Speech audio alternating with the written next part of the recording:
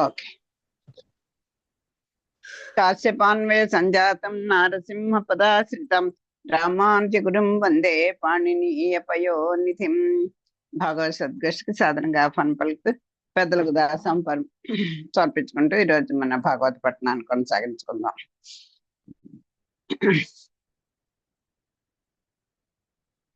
తరునికి మంగళ స్నానంబు చేయింతమని పెట్టె ఇంద్రుండనర్ఘమైన మణిమయ పీఠంబు మంగళవతులైన వేలుపుగరి తలు విమలతోయ పూర్ణంబులై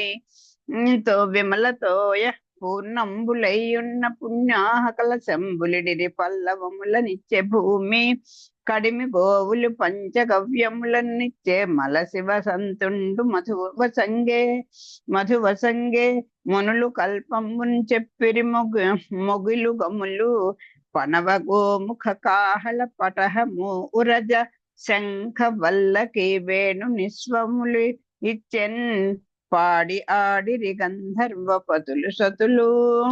ఆ పాల సముద్రాన్ని మధించిన తర్వాత మధ్యలో ఆలాహలం రావడం, ఈ దేవదానములు భయపడి పారిపోవడం, శివుణ్ణి ప్రార్థించడం, శివుడు ఆలాహలాన్ని తీసుకోవడం, ఆ తర్వాత మళ్ళీ వీళ్ళు సముద్ర మదనాన్ని సాగించడం చదువుకున్నాం. తర్వాత దాని నుంచి ఆలాహలం తర్వాత ఈ ఏమిటి ముందర కల్పవృక్షం వచ్చింది, కామధేను వచ్చింది. కామధేను తర్వాత మాదేమిటి మా ఉచ్చేష్టం అనేటువంటి గుర్రం వచ్చింది.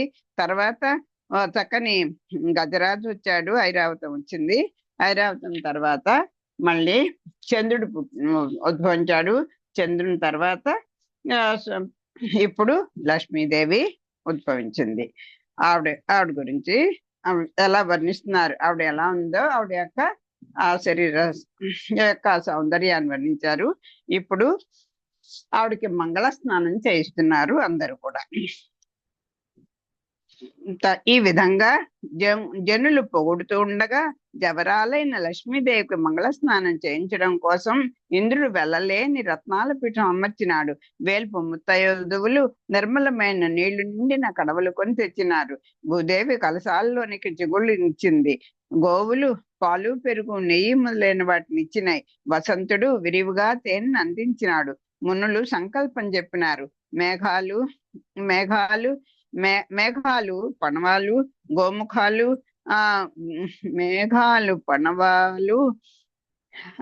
గోముఖాలు బాకాలు తప్పెటలు మద్దెలను శంఖాలను వీణలు పిల్లన్న గ్రోవులు మ్రోగించినట్లు ధ్వనించినాయి.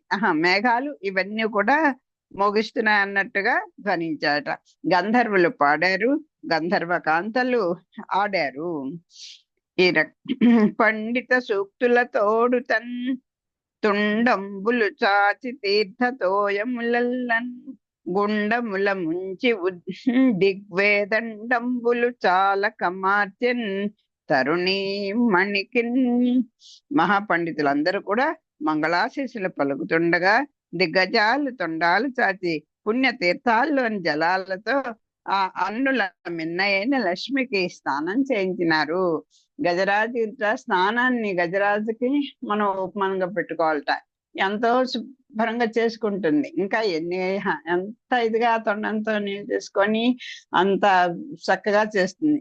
కానీ ఏంటంటే పైకి వచ్చాక బురదను చల్లుకుంటుంది. స్నానం మాత్రం గజరాజులా చేయాలి అంటారు. ఇక్కడ ఈ పండిత సూక్తుల తోడు అలా పండితులందరూ కూడా సూక్తులు అంటే మంగళాశాసనాల్ని పలుకుతుండగా తొండంబులు చాచి ఆ తొండాల్ని చాచి తీర్థ తోయములల్లన్ ఆ పవిత్రమైనటువంటి తోయాలన్నిటినీ కూడా గుండంబుల ముంచి ఆ పుణ్య తొండాలు చాచి పుణ్యతీర్థాల్లోని జలాలతోటి ముంచి దిగ్వేదండంబులు చాలక మార్చెన్ తరుణి మణికిన్. ఆ తల్లి అన్నల మిన్నైనటువంటి ఆ లక్ష్మీదేవికి స్నానం చేయించాయట గజరాజులన్నీ కూడా.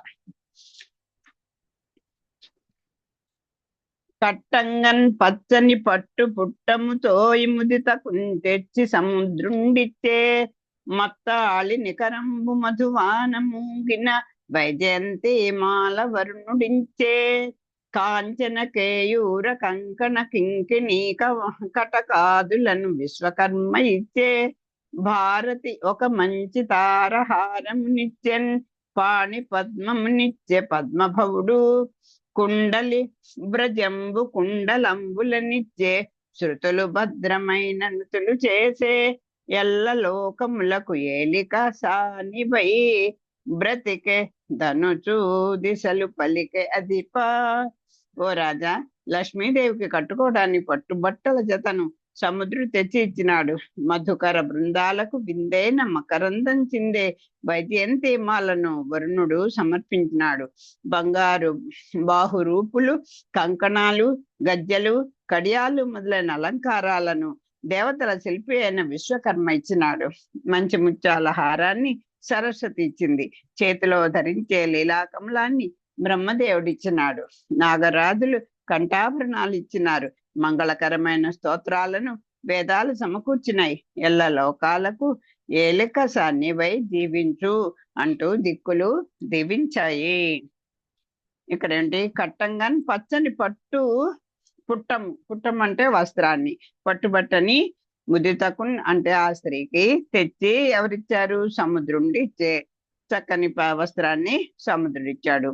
మత్తాళి నికరంబు మధువాన ముంగిన వైజయంతిమాల వరుణుడిచ్చే, మధుకర బృందాలకు విందైన మకరందం చిందే.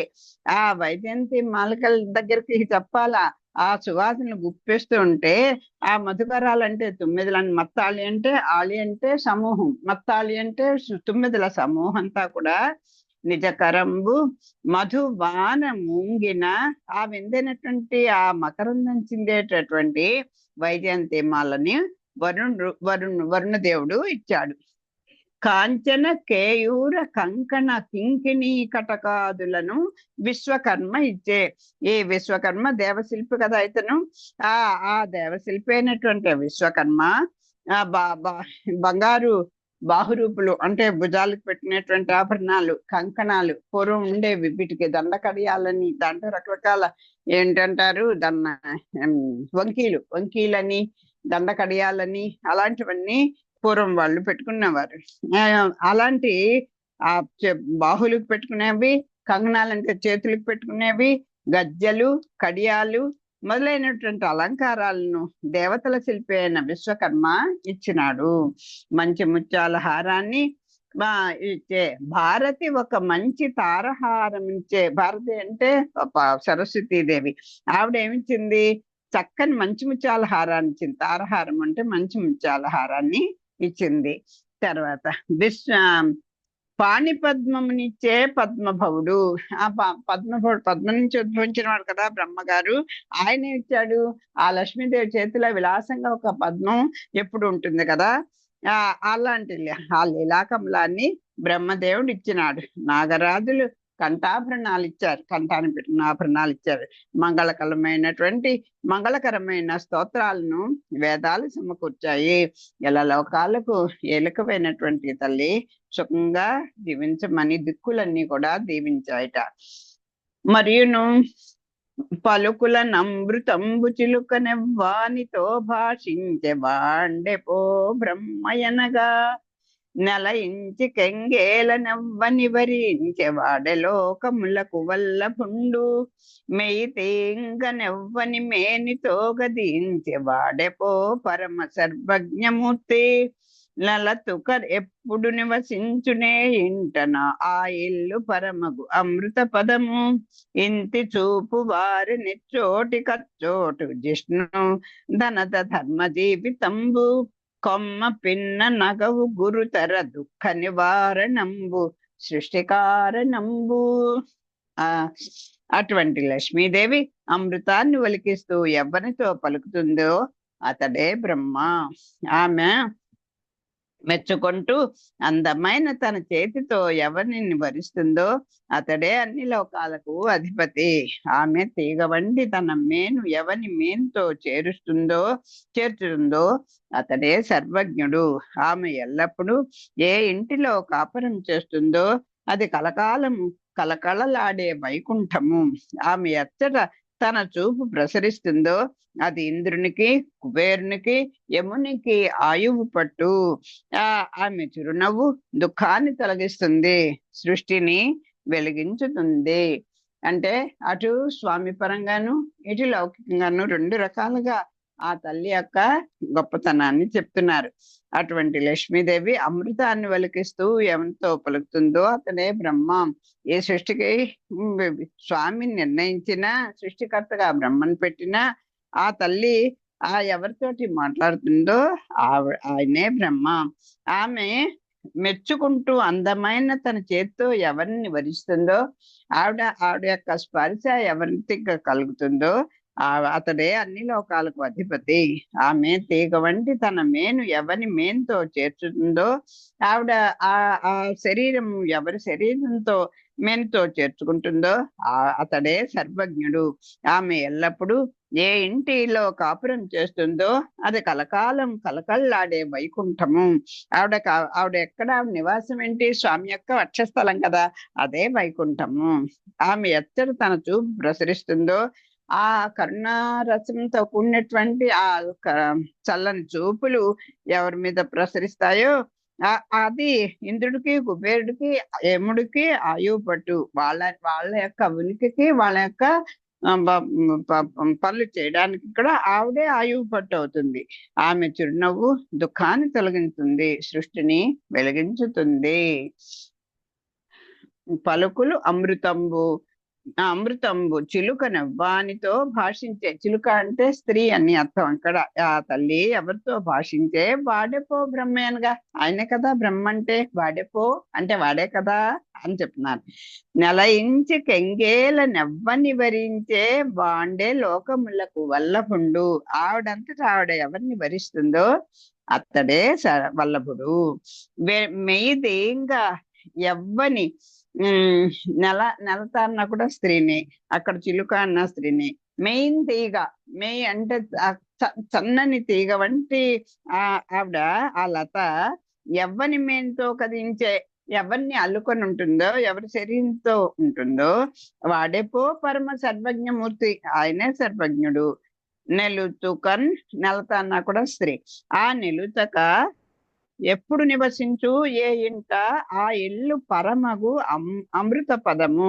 అదే వైకుంఠము, కళకళ్ళాడే వైకుంఠము. ఇంటి చూపు వారిని చోటి కచ్చోటు విష్ణు ధనద ధర్మ జీవితంబు కొమ్మ పిన్న నగవు గురుతర దుఃఖ నివారణము. ఆ తల్లి చిన్న మందహాసం చేస్తే చాలు, అదే దుఃఖాలన్నీ కూడా పోగొడుతుంది, మనకి సృష్టిని వెలిగించింది. అమ్మ పురుషకారం లేకపోతే ఇంకా ఆ స్వామి యొక్క సర్వజ్ఞత్వానికి, ఆయన యొక్క స్వాతంత్ర్యానికి అడ్డుకునే వాళ్ళు ఎవరు? ఆయనకి కోపం వచ్చిందంటే ఆపలేరు ఎవరు కూడా. గోల్తో గిల్లి పారేస్తానన్నాడు కదా ఆయన. అలాంటి వాడిని ఆయన కన్నా సముద్రుడే ఆశ్రయించిన రక్షిస్తానని చెప్పాడు. కానీ ఆయన సర్వస్వతంత్రుడు, చేయాలనుకుంటే ఏదైనా చేసేయగలడు. అంచేత చూడండి, ఒక తల్లి కూడా తండ్రి దగ్గర ఏదైనా తప్పు చేస్తే తండ్రి శిక్షిస్తుంటే ఆ తల్లి అడ్డుకొని, ఏంటండి ఎంత తప్పు చేస్తే మాత్రం అలా చంపేస్తారా, కొట్టేస్తారా అని అడ్డుపడుతుంది చూడండి. అలాగా కొంచెం మీరు చూడకపోతే ఎవరు చూస్తారు చెప్పండి? వాళ్ళని రక్షించాల్సిన బాధ్యత మీదే కదా. వాళ్ళని మీరు అనుకుంటే సర్దిద్దగలరు కదా అని అన్యంగా నచ్చి చెప్పి ఆయన దుఃఖాన్ని ఆ జీవుల యొక్క దుఃఖాన్ని పోగొడుతుంది. మరియు ఆ కొమ్మ నమ్మున మనసులో ఏమనుకుంటోంది ఆవిడ?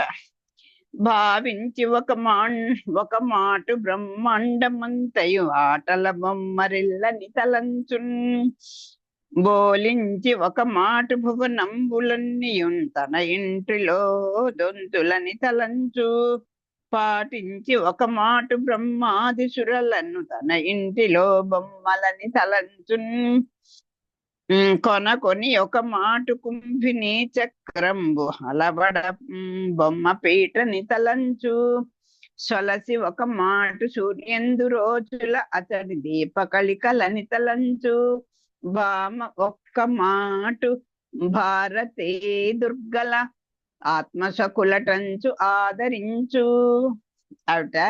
ఆవిడ యొక్క ఈ రుక్మిణీదేవి యొక్క ఆటల పాటలు చిన్నతనం అంతా కూడా ఇలాగ చెప్పుకుంటుంటారు.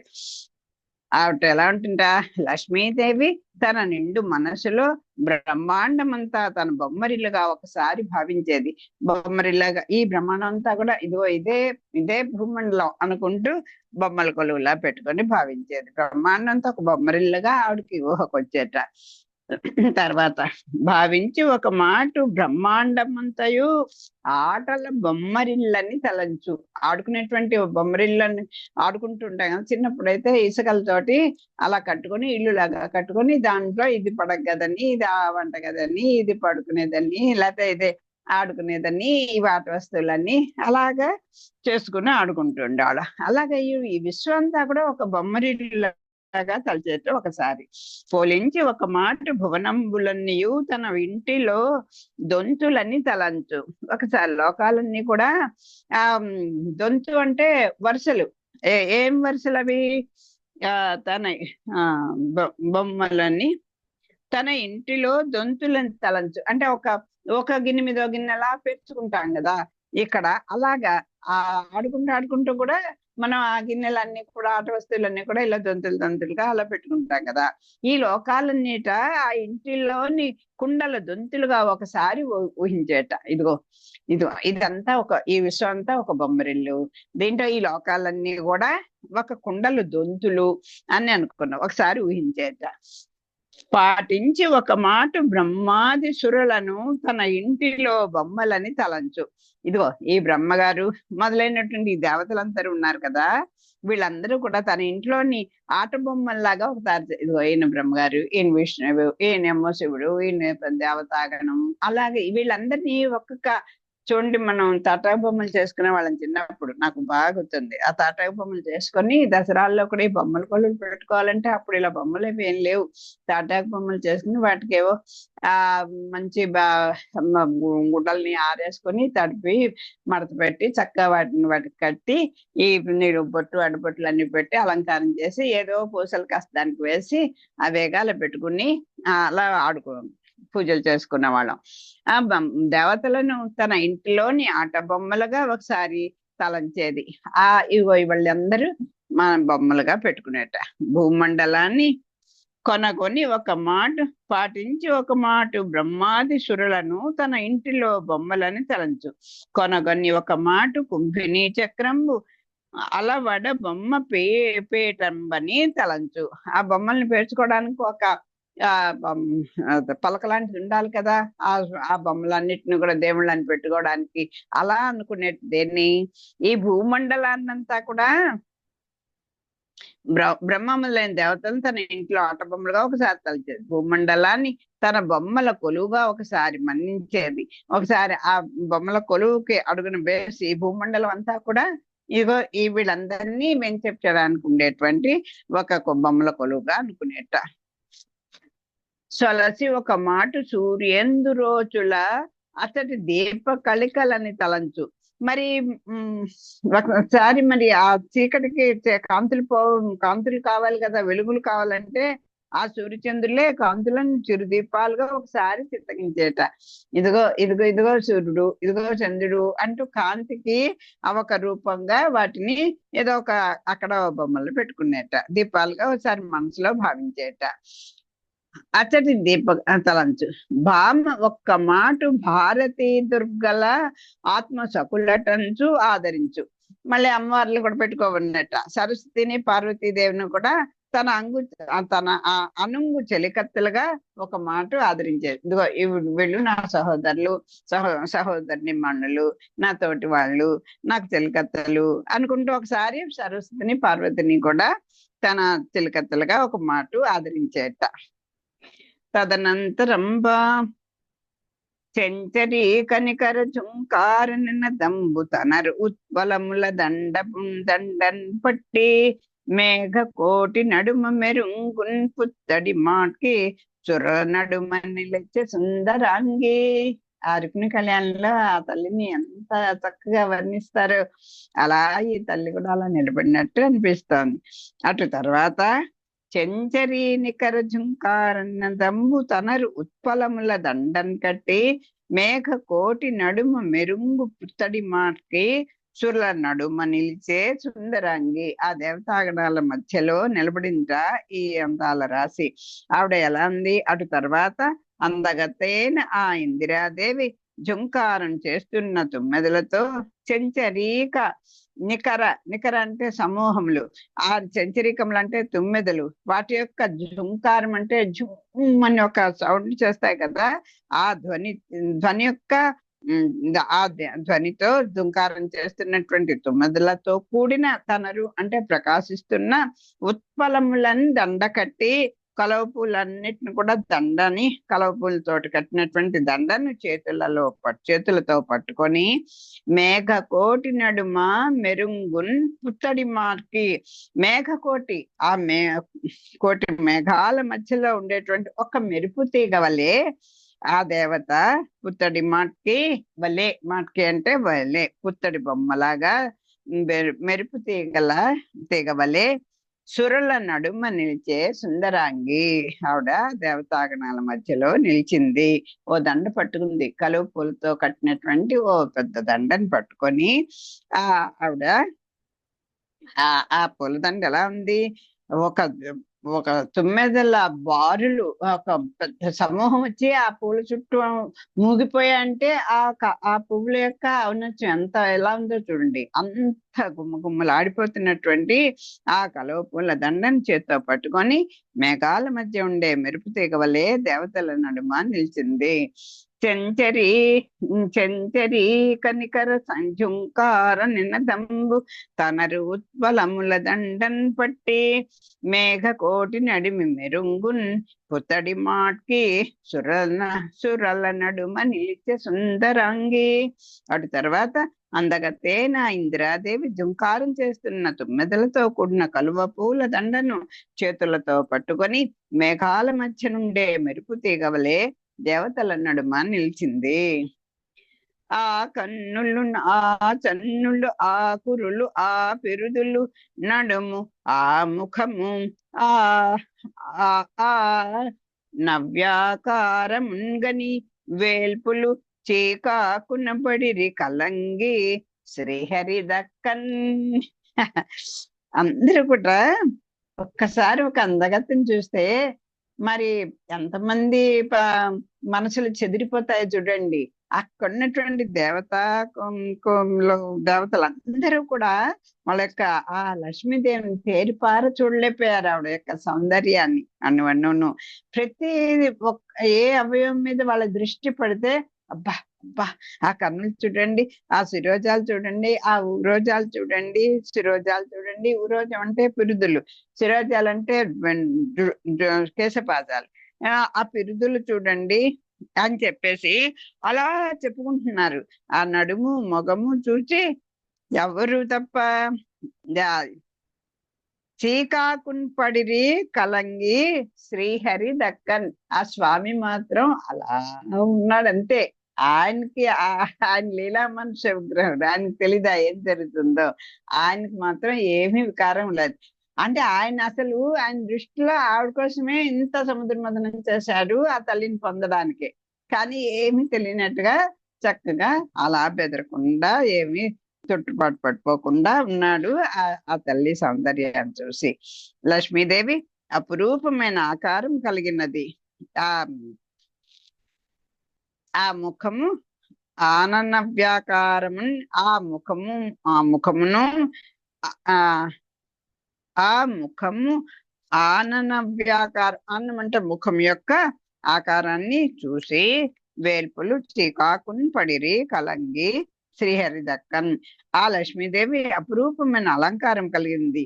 ఆమె కన్నులు అంటే ఆ కన్నులు, ఆ చన్నులు, అదేంటి వక్షస్థల స్థానం యొక్క స్థలయుగ్మము, ఆ చన్నులు, ఆ కురులు, ఆ శిరోజాలు, ఆ పిరుదులు, ఈ కటి ప్రదేశము, నడుము, ఇంకా మొగము చూచి విష్ణు తప్ప తక్కిన దేవతలందరూ ధైర్యాన్ని కోల్పోయినారు. అట్లు నిలిచి దశ దిశలను పరివేష్టించి ఉన్న యక్ష రక్ష సిద్ధ సాధ్య దివిజ గరుడ గంధర్వ చారణ ప్రముఖ నిఖిల యూథంబులన్ కనుంగొని అపురాణ ప్రౌఢ కన్యకారత్నంబు తన మనంబున ఎట్లని వితర్కించే. లక్ష్మీదేవి నిత్య సౌభాగ్యవతి, నిండు జవరాలు. ఆమె అన్ని వైపులా తనను చుట్టుకుని ఉన్న యక్షులు, రాక్షసులు, సిద్ధులు, సాధ్యులు, దేవతలు, గరుడులు, గంధర్వులు, చారణులు మొదలైన వారిని అందరినీ చూసింది. ఆ కన్యారత్నం తన మనసులో ఇట్లా ఆలోచించింది. ఈవిడ దృష్టి కూడా అక్కడ ఉన్నటువంటి ప్రముఖులందరూ చదువుకున్నటువంటి అందరి మీద ఒక్కసారి ఆవిడ యొక్క చూపుని చూపిస్తుంది. ఆవిడ చూపు వాళ్ళ మీద ప్రసరించేటట్టు చేసి మనసులో అనుకుంటుంట. ఏమని ఆలోచిస్తోంది? ఇట్లు నుంచి దశ దిశలను పరివేష్టించి ఉన్న, దశ దిశలు అన్ని వేపులు అక్కడ పరివేష్టించి ఉన్న అంటే చుట్టుకొని ఉన్నటువంటి వీళ్ళందరూ యక్ష, రక్ష, సిద్ధ, సాధ్య, దివిజులు అంటే దేవతలు, గరుడులు, గంధర్వులు, చారణులు, ప్రముఖులు అందరూ అఖిల యూధంబులను, యూధము అంటే సమూహం, ఈ అఖిలమైనటువంటి అన్ని సమూహాలను కూడా కనుగొని ఆ పురాణ ప్రౌఢ కన్య, పురాణ అంటే అప్పుడే నవకంగా, పురాణం అంటే ప్రాచీనం, ఎప్పుడో పూర్వం అవడానికి కాదు, అదేంటి అప్పుడే చక్క నవ యవ్వనంలో ఉన్నటువంటి ప్రౌఢాన్ని ప్రౌఢ కన్యకారత్నంబు తన మనంబున ఇట్లని వితర్కించే. ఇలా మనసులో అనుకుంటా. 5వనయుండ నలువనదొక చోట, ఒక చోట సవతితో నోర్వరాదు, తగనొక చోట సంతత వైభంబుగాదొక చోట వేడిమి నుండన్ బోలా, ఒక చోటన్ కరుణ లేదు ఇంత వెదకిన, ఒక చోట డగ్గరి ఉండబెట్ట, నరయంగనొక చోట నిలుకడ చాలదు, చర్చింపనొక చోట జడత గలదు.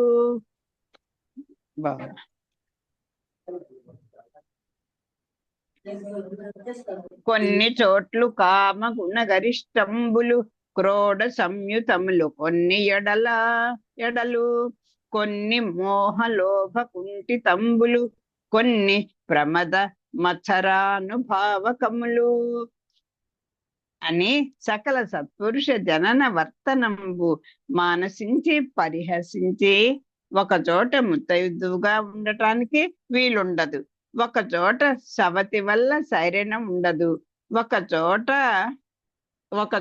ఎల్లప్పుడూ వైభవం నిలిచి ఉండదు, ఒక చోట వెచ్చదనాన్ని భరించడానికి వీలు కాదు, ఒక చోట ఎంత వెతికినా దయ కనిపించదు, ఒక చోట దగ్గరగా ఉండటానికి అవకాశం లేదు, ఒక చోట నిలకడ లభించదు, ఒక చోట జడత్వము అధికము, ఒక చోట చైతన్యం కొరవడి ఉంటుంది, కొన్ని చోట్ల కామగుణం ప్రబలంగా కనిపిస్తుంది, కొన్ని చోట్ల క్రోధం కలిగి ఉంటుంది, కొన్ని చోట్ల మోహము లోభము నిండిన మరటుతనము ఉంటుంది, కొన్ని చోట్ల గర్వము మత్సరము కూడి ఉంటాయి. ఈ విధంగా లక్ష్మీదేవి అచ్చటి గొప్పవారి నడవడికలను ఆలోచించి వారి సంగతి విడనాడింది. ఒక్కొక్కరిని పరిశీలిస్తోంది, వాళ్ళ యొక్క స్వభావాన్ని తెలుసుకున్నది. ఆవిడకు తెలియందే ఉంటుంది. అది ఇలా ఉంది, ఏది కూడా నాకు అనువైంది కాదు అనుకుని వాళ్ళందరినీ వదిలిపెట్టేసింది. అమర ముత్తైదువనై ఉండవచ్చును, వరుస కుసవతులెవ్వరును లేరు, వెలయంగా అస్త్రాంత విభవమీతని ఇల్లు శృంగార చందన సీతలుండు, కలంగడన్నండు శుద్ధ కారుణ్యమయమూర్తి విమలుండు కదిసి సేవింపవచ్చు, నెరినాడి తిరుంగడు నిలుకడగలవాడు సకల కార్యములందు జడత లేదు, సాధు రక్షకుండు షడ్వర్గరహితుండు నాథుడయ్యని నడపవు నోపు, ఇతడే భర్తయనుచును ఇంతి సరోజాక్షున్ పుష్పదామకమున పూజ చేసే.